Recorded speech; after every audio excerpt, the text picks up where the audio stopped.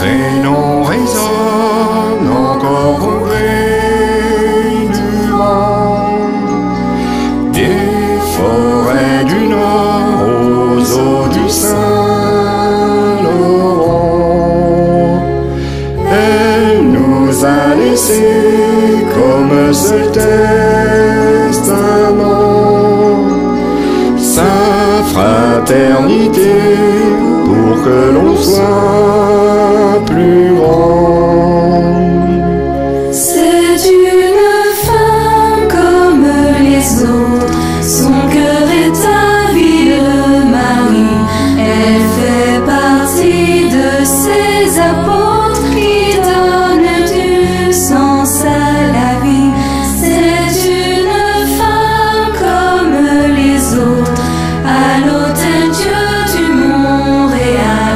Rien qu'une jeune parmi tant d'autres, à la recherche d'un idéal.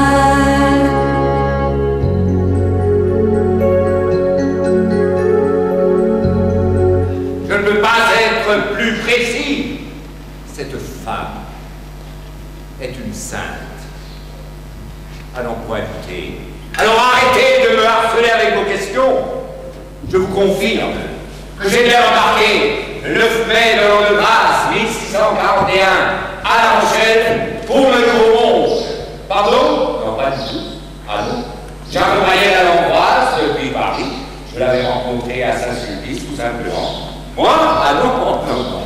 Écoutez, je suis né à Poinçon-les-Nogents, voyez-vous.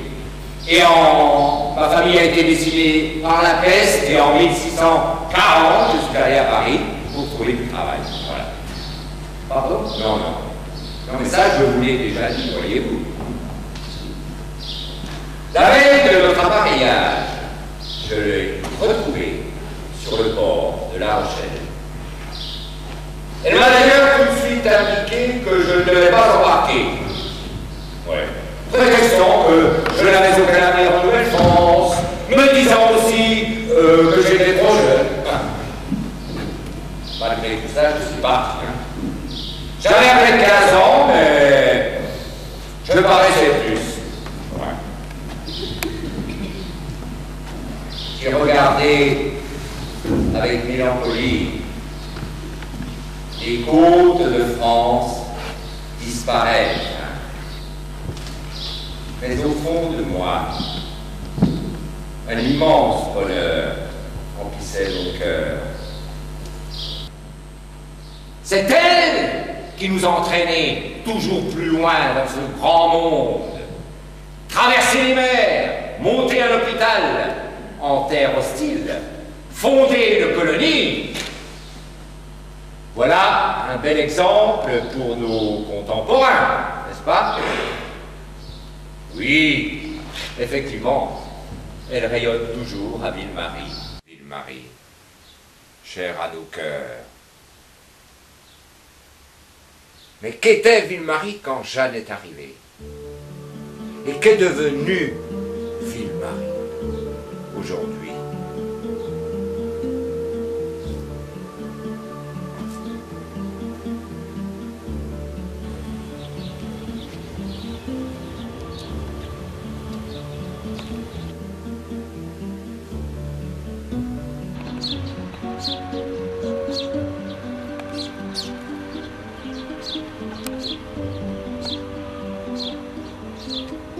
Qu'était Ville-Marie quand Jeanne est arrivée en 1641?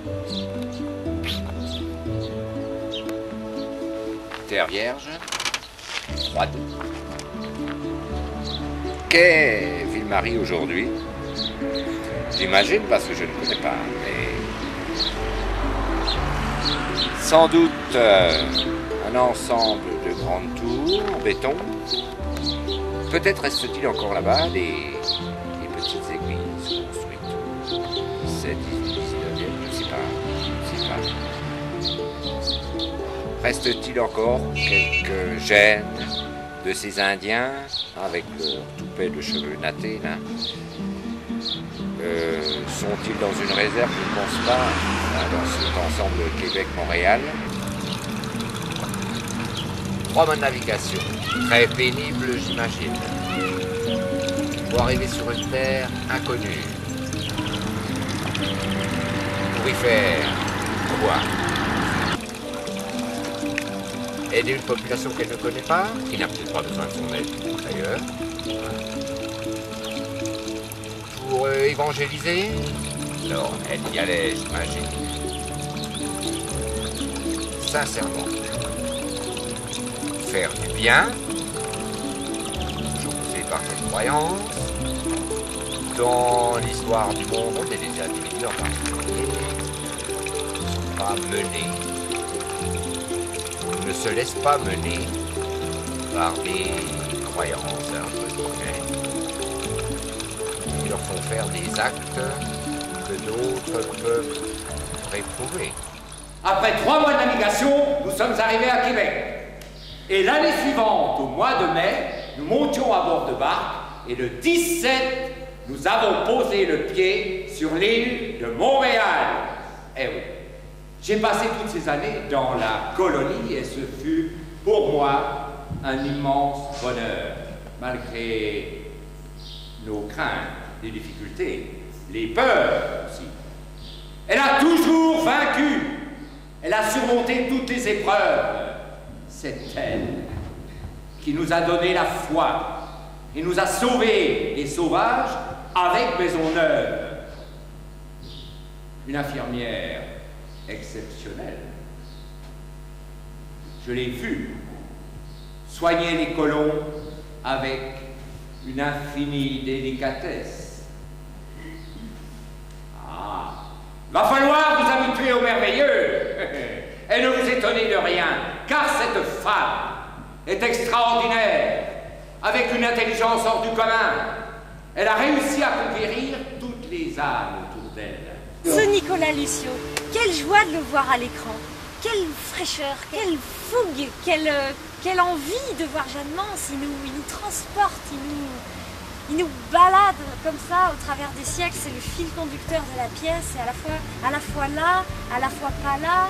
Je trouve qu'on tombe quand même dans une tristesse, parce que finalement Nicolas Lucio, il ne rencontre jamais Jeanne Mance.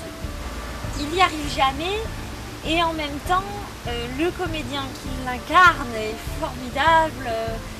Il essaye jusqu'au bout, il en va de sa vie, il en va de l'interprétation de Jean-Pierre, qui nous met le doute. Voilà, on arrive à voir ce Nicolas Lucio comme et à la fois le fantôme, à la fois le drame, il incarne le drame. Nicolas Lucio, il incarne le drame de la pièce. Jeanne Mance, elle aime les autres. Elle le sait, c'est en elle. Mais Jeanne Mance, elle s'interroge. Et pour moi, son voyage, son parcours initiatique, au-delà de l'océan Atlantique, c'est vraiment un voyage à travers elle. Jeanne Mance, tout au long de son parcours national jusqu'à La Rochelle, c'est son voyage à elle. C'est son voyage intérieur. C'est ces questionnements qui s'évacuent peu à peu vers l'évidence. En fait, je joue le rôle de Sœur Marthe, supérieure des Ursulines. Et moi, j'ai essayé, en incarnant ce personnage, de retranscrire cette fougue, cette joie, cet émerveillement. Elle est heureuse de l'accompagner dans ce chemin. Et moi, je peux faire un parallèle avec l'équipe que j'ai rencontrée, la compagnie Paul Hermiot. Moi, je suis arrivée dans la troupe. Les premières répétitions, je les ai vues en septembre de l'année dernière, et à ce moment-là, j'avais vraiment, je découvrais quoi. Donc j'étais observatrice de ce qui pouvait se jouer, à la fois sur la scène, à la fois aussi entre les personnes de la troupe, bien sûr, qui sont toutes cimentées dans ce groupe. C'est un instant magique, quoi, parce qu'on est un petit peu artisan de ça, avec à la fois les autres et à la fois par rapport au public, on distribue un petit peu ce qu'on a, ce qu'on peut proposer. Jeanne, qu'est-ce qu'aimer les autres? Margaret Paul a écrit, et je pense que c'est très fort, elle a dit « Aimer les autres, c'est vouloir pour eux ce que eux-mêmes veulent pour eux, et les soutenir dans tout ce qu'ils entreprennent, pour vivre dans la joie. » Je trouve que ça résume très très bien la philosophie de Jeanne Mance. Elle amène les gens, les malheureux, à la joie. Jeanne. Des fois, à mon avis, Oui. elle pétait complètement un câble, quoi. Quand elle avait fini ses bandages, Oui, oui. elle devait se tirer une balle, là. Elle devait se dire, bon... Elle devait voir des bandages partout. Jeanne, valeureuse, courageuse, elle ne sera jamais La fille du Seigneur, simple servante, aux yeux brûlants de ferveur, mais une femme à la recherche d'elle-même, déshumbler leurs problèmes, aimer les autres. Aimer les autres, c'est son credo, son envie, son message, c'est un cri du cœur à toute l'humanité. Aimer les autres, oui, aimer les autres.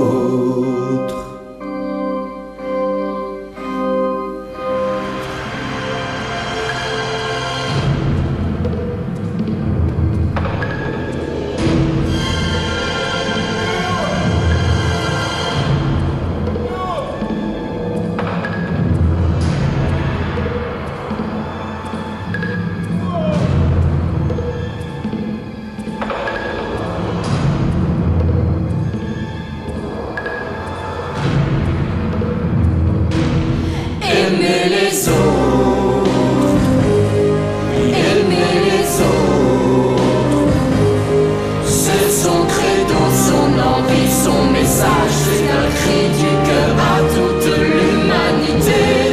Aimer les autres, oui, aimer les autres, oui, aimer les autres, c'est son credo, son envie, son message, c'est un cri du cœur à toute l'humanité. Aimer les autres, oui, aimer les autres.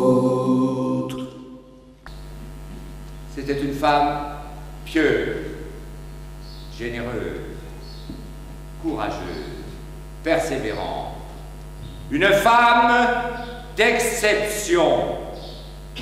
Et pourtant, si ordinaire.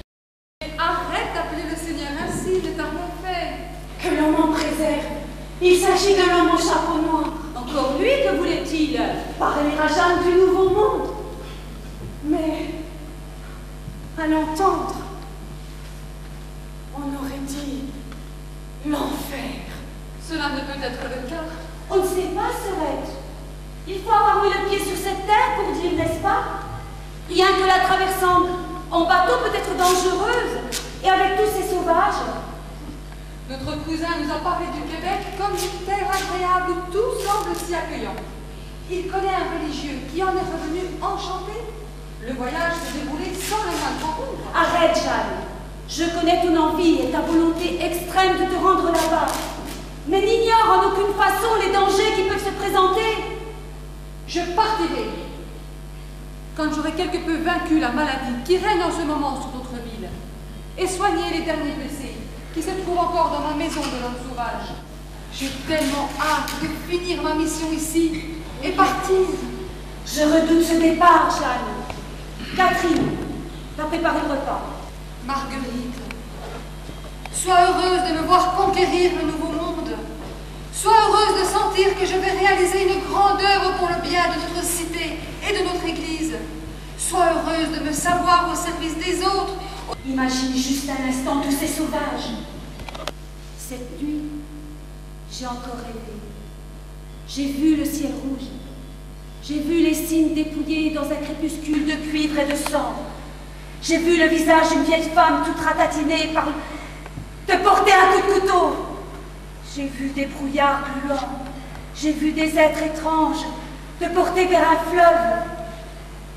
Et ton cœur brûlé dans un immense brasier. Serette, je t'aime plus que tout sur cette terre. À l'idée de te voir partir, mon cœur bat trop fort, je ne peux me résoudre. Écoute-moi, je t'en supplie, reste parmi nous. Marguerite, je ne peux pas te mentir, je vais partir. Je ne sais pas encore quand et comment, mais c'est écrit, mon chemin est dessiné. Alors je t'en prie, laisse-moi prendre en main ma destinée. La main de Dieu me tient, désormais nous ne faisons qu'un. La main de Dieu te tient, à deux vous irez bien plus loin. Laisse son amour gagner le tien. Dans le dessin pied, il lit l'avenir. Comme le blé se couche sous le vent céleste, Comme les vagues de la mer meurent, comme le poète écoute le temps, Jeanne reçoit l'appel divin. la lumineuse éternité ouvre sa jeunesse vers un immortel et majestueux amour. La main de Dieu me tient, désormais je lui appartiens. La main de Dieu te tient, il a décidé du chemin, de suivre ton cœur et ton Je destin. t'ai subi une épreuve insoutenable. Mais ce n'est pas moi, j'ai été choisie, le comprends-tu? Mon cœur se déchire à l'idée de cette séparation. J'ai l'impression de t'abandonner. J'ai l'impression de laisser un enfant sur le bord du chemin. Là-bas, Marguerite, je veux créer une œuvre maîtresse. Une œuvre qui ne s'effacera jamais. Une œuvre qui se poursuivra pendant des siècles et des siècles. Et surtout et avant tout, apporter Dieu avec sa grande magnificence. Là-bas, Marguerite, je veux évangéliser, convertir les sauvages, amener à Dieu tous ces enfants perdus. Je comprends, Sorette. Ce qui m'a permis en fait de réaliser en partie un rêve, puisque étant couturière à Héricourt, un petit peu isolée dans ma vie, ça m'a donné accès au costume d'époque. Un rêve que je ne pensais pas réaliser, en fait ça a débouché sur autre chose, c'est que depuis j'ai d'autres théâtres, d'autres costumes d'époque. C'est valorisant. Voir des robes à corset, c'est du moulage, tu fais un travail de moulage. Pourquoi je me suis fait une robe pour monter sur scène 5 minutes? Parce que c'est un rêve. On dit c'est impossible à porter. Oui, mais qu'est-ce qu'un créateur fait? C'est du rêve. Ça m'a permis de réaliser un rêve, tout comme elle a pu aller au bout de ses convictions et de son rêve, en se déplaçant jusqu'au Canada. La différence entre Jeanne Mance et moi, c'est qu'elle n'avait pas de chaîne, de corde. L'entourage fait que tu as confiance en toi ou pas. Et j'ai été entourée à une époque par certaines personnes qui me disaient que je n'avais pas la carrure. Je vous arrête de suite. J'ai énormément de travail en ce moment. Je ne doute pas que vous soyez sincère. Mais vous devez attendre un peu. Il me faut réfléchir. Une femme dans une telle aventure n'est pas monnaie courante. Et je pense que vous ne vous contenterez pas d'un rôle subalterne. Mon père, je veux diriger cette mission et installer la colonie. Vous voulez aller plus loin dans les terres que Québec? Oui, mon père. Bien, mademoiselle, nous reprendrons cette conversation dans quelque temps si vous le permettez. Mais je ne vous ai pas tout annoncé. Je ne la sens pas prête pour cette aventure, cette mission de tous les dangers. Au début, quand il la reçoit pour la première intervention, c'est vrai que là, il la met en garde contre tout ce qui pourrait lui arriver. Il y a une mise à l'épreuve de la part de Saint-Just envers Jeanne. À sa deuxième intervention, là, j'ai l'impression que lui, il voit plus la jeune fille frêle. Il est bon, je le dis. c'est bon pour l'Église. Là, je ne pense plus qu'il pense trop à Jeanne Mance. Ce qui peut lui arriver, elle peut être décapitée, découpée par les Iroquois, les Indiens, et des choses comme ça. Saint-Just, à ce moment-là, moi je ne pense pas qu'il y pense encore, quoi. Lui, sa vision principale, c'est qu'elle porte le message de Dieu, de Jésus, dans les terres lointaines. Ces femmes-là, à l'époque, avaient peut-être se plaindre, avaient peut-être envie C'était difficile, mais en ce temps-là, ils sont arrivés. Alors je pense que, est-ce qu'on ne devrait pas un petit peu s'imprégner de cette femme-là? Les femmes à notre époque, elles ne sont pas considérées comme l'égale des hommes. Moi, je serais un petit peu d'accord là-dessus, qu'elles réussissent très bien dans tous ces postes qu'on leur confie. Pilote de nuit, pilote d'hélicoptère, capitaine de vaisseau, chauffeur routier. Et à ce niveau-là, je pense qu'elles n'ont rien du tout à envier à la gente masculine. Le comédien, il est là pour apporter sa présence sur un personnage. Donc le personnage, on peut le voir de différentes façons. Moi, je suis prêt à jouer Saint-Just dans d'autres conditions. Un Saint-Just un petit peu plus humain, un petit peu plus léger, un peu plus rigolo, un peu plus foufou, donc oui, pas aucun problème. Bien sûr, Jeanne a évolué, oui, dans un milieu brillant et fortuné. Elle a ainsi rencontré beaucoup de monde, beaucoup. Elle a compris aussi que certains de ces braves gens se moquaient d'elle. Dieu vous veut au Canada. Et je souhaite et je veux que vous acceptiez toutes les propositions qui vous seront faites. Autrement, vous allez trahir. Et comme il vous plaira, mon père, car j'ai une confiance absolue en vous. Il nous faut des guides, des pasteurs, des référents. Elle est de cette race. Elle établira la colonie, montrera notre Dieu, soignera, évangélisera. Cette chétive femme sera l'exemple pour tout un peuple. Avec Jeanne Mance, la Nouvelle-France est sur la bonne voie. Elle éclaire déjà la route. Seigneur, exaucez nos vœux.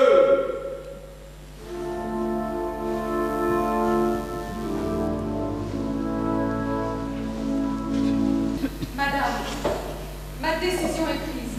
J'accepte votre proposition et très rapidement je partirai pour la retraite. Depuis notre première rencontre, je savais que vous accepteriez. Cette île est un lieu propice pour être le centre des rencontres pour les contrées voisines. C'est une île prodigieuse, merveilleuse, produisant tout en abondance comme un poivrier. Vers l'horizon n'est que poussière d'étoiles. Un vent d'aventure sifflant dans les voiles. Je laisse derrière moi toutes mes amies pour soigner d'autres souffrances aux immenses et vivre en Nouvelle-France. J'imagine des maisons, une rivière, une église accueillant la terre entière, le cœur d'une nation qui bat au rythme des saisons et des larmes qui donnent nos moissons, le rouge sang des passions. Mon Canada, je sens mon Canada, qu'entre toi et moi, l'histoire d'amour durera. Mon Canada, tu sais, oh mon Canada, je me donne, m'abandonne à la grâce de tes bras. Mon Canada, je sais, mon Canada, que tu m'attends là-bas comme un autre morceau de moi. Mon Canada, je vais, oh mon Canada, aller poser mes pas sur mon chemin de croix que j'aime déjà. J'ai eu au départ un tout petit rôle, à peine des répliques que j'avais en tout début de pièce. Ça m'a permis de regarder les autres et de peut-être comprendre l'histoire, de prendre le temps de comprendre l'histoire, de comprendre les personnages, de voir, de me fondre dans l'époque, essayer de comprendre pourquoi ils avaient tant de difficultés. Ensuite, j'ai fait un petit remplacement de Catherine Moine. Donc c'est tout à fait différent parce qu'on a l'impression d'être de l'autre côté d'un miroir. Après, j'ai fait le rôle de Marguerite. Ce rôle m'a beaucoup plu. Je parlais plus à Jeanne. Et ce qui était marrant, c'est qu'après, j'étais Jeanne. À chaque fois, j'avais une position différente par rapport à Jeanne. La cousine, la servante, la sœur, et ensuite Jeanne. Marie-Ève avait beaucoup travaillé sur son personnage, je l'ai beaucoup gardé, beaucoup apprécié, mais j'ai vraiment adoré faire Jeanne d'Ance. On a du mal aujourd'hui à comprendre les difficultés qu'ils avaient dans ce temps-là, parce qu'aujourd'hui, c'est tellement plus facile.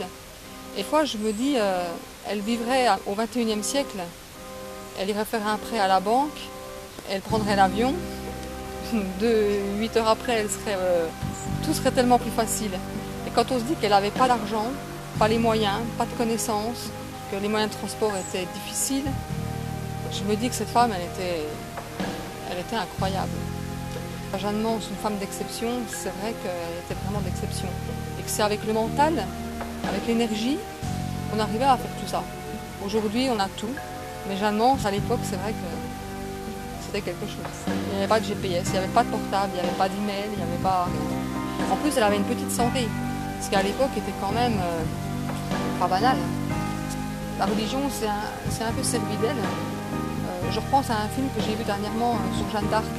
Jeanne d'Arc, c'est pareil, pour Dieu, elle a fait des tas de choses, et après, c'est vrai qu'on a un peu abandonné. Ton Canada est là près de toi. Déjà sa force est dans ta mémoire. Même quand la mort fermera tes paupières, un si bel amour de pureté continuera pour l'éternité. Jeanne Mance, ton bonheur est là. Mon Canada, je sais, mon Canada, que tu m'attends là-bas, comme un autre morceau de moi. Mon Canada, je vais où mon Canada, aller poser mes pas sur mon chemin de croix.